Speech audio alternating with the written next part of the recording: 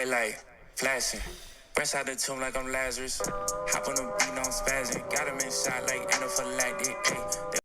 Alright, what's up guys? I'm about to commentate the Mountain Brook Mile, which I think is my best high school track race. Let's get it. Alright, to the start, you can see I just kind of was passive, and I just went straight to the back because I don't like to fight people. So I kind of just went to the back, let Philip lead the way, and just tried to stick with the pack for the first 300 or 400 and then see where we could go from there. So I was moving up. I was right behind Nugget, actually, in second to last. And you can see me right there. I just made the move to pass Nugget. And around 200, the pack starts to separate a little bit, and I go with them. Sorry, the footage isn't great. But you can see, well, you can't see much. But as you come through the backstretch, you'll see I'm still pretty close to dead last. Look, there are the leaders. Philip's in there somewhere. Philip's in there, and I'm right behind him. We come through 440 yards in about 70, maybe 69. Probably closer to 69. And yeah, the pack is starting to break away a little more, but I got out of the slower pack, so I'm back up, and I'm with Philip, and we are working together right now. Well, there appears to be a little gap between us. Although right here, I kind of I'm in the back of the middle pack, but I start making my way up around 200. Sorry, you can't really see much. But as we get to the backstretch again, you'll see that I've made my way up a considerable amount. I've passed some people on the curve. Sadly, when you're in big races like this, sometimes you just got to. I mean, it's not the best tactical option, but if you got to, you got to. You can see we're out in lane. I guess we're only in lane. I was in like lane 2. But at this point, the front pack is starting to separate anymore, and me and Philip are together through 800 in around 220-ish. And this is when the front pack really starts to go. You can see they've started to make a gap, and I make a move right here on this curve.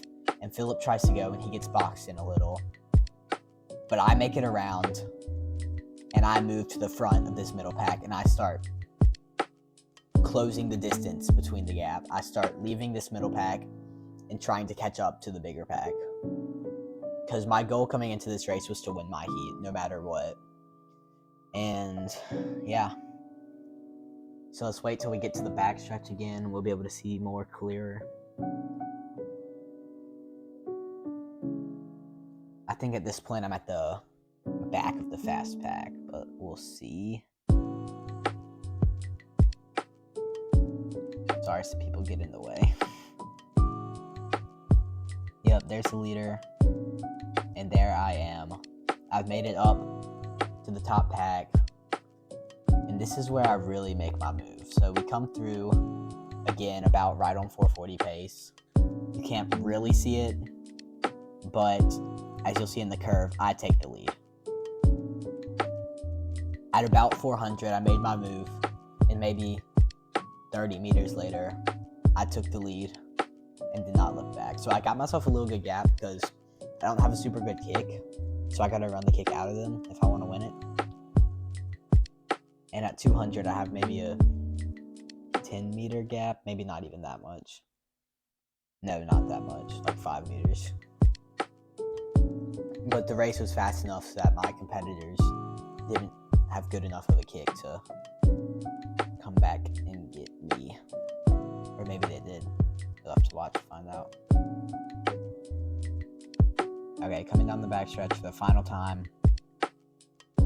There's a person right behind me, and the whole time I was thinking, if this guy has a kick, I'm done for. But we prevail. Cross the line, 437. Alright, now I've got 5 tips to help you guys improve this is specifically for track. Okay, number 1, keep your easy days easy. This is all over the internet right now. I'm sure you've seen it before.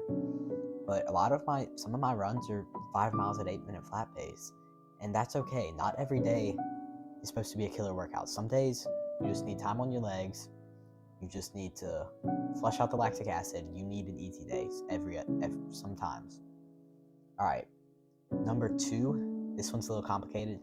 It's having a strong mental game. So for me personally, I don't like to think about my races that much until 5 minutes before. I find I can get locked in pretty easily right before a race. So before it, I don't like to stress myself out about it and think about it too much.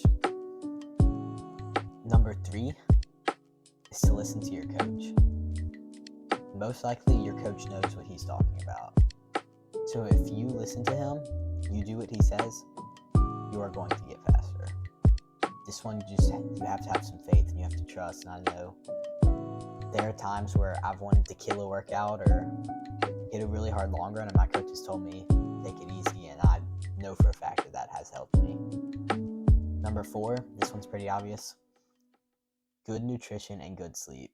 I try and get about 8 hours of sleep every night. You should definitely shoot for at least 7.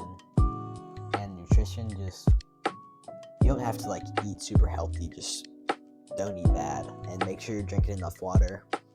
Usually people say drink your body weight in ounces. So for example, I weigh 110 pounds, so 110 ounces. Of course, in the winter and in the spring, it's probably a little less. And number 5 is consistency. One workout is not going to make you good. Running is a fairly simple sport. If you run consistently, you're going to get good at one point. So hammer those hard days, take the easy days easy, and you will improve. I'll see you guys in the next video. So guys, I just finished editing. This is sort of a 100 sub special. We just recently had 100 subs, so now we're at 120. We're growing like crazy, but not enough quite yet to beat Stone. I really want to see him run this Clizzy Mile. I know you guys too, so if you're watching this and you're not subbed, go sub. But yeah, it's been crazy how much we've grown, and let's do some more. And we got a video on the UMS track meet coming out soon, and then sectionals, and then state, and then running lane. So see you guys in the next video.